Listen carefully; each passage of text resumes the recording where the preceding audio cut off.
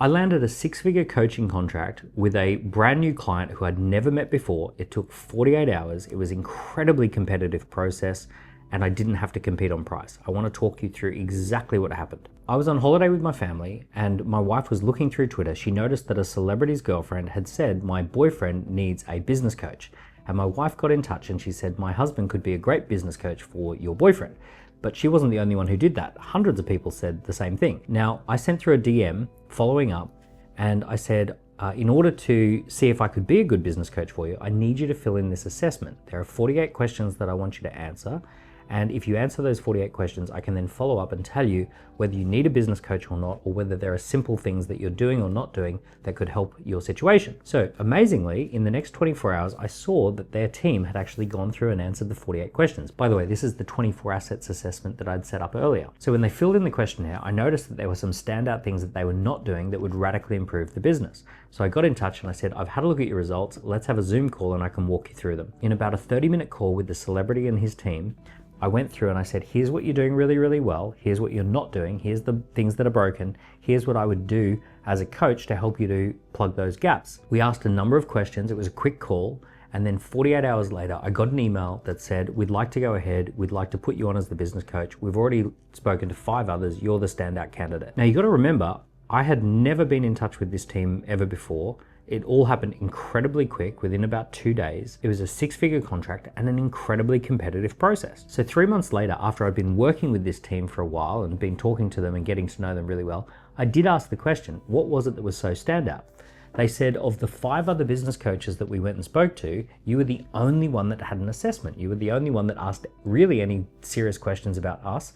Every other coach told us about their accolades. They told us about their experiences and their history and their background and the awards they've won and the books they've written, but they didn't ask very many questions about us.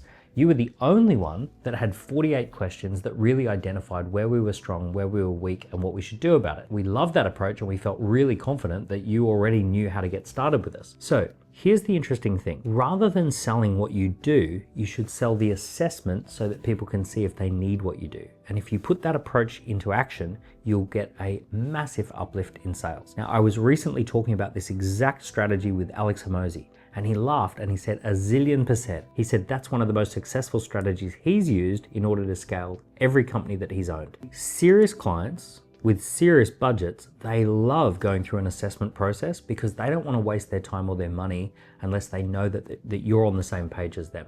This is one of the most powerful ways to demonstrate that you know exactly what their situation is and how to improve it. So if you are a coach or a consultant, rather than telling people about how amazing your coaching and consulting is, I want you to start encouraging people to fill in a free assessment. The free assessment will highlight where they are now, where they want to be, what's in the way, and it will actually give a roadmap and a scope of work that you can then sell that. By getting on the same page using that assessment, you're going to get a much higher sales conversion.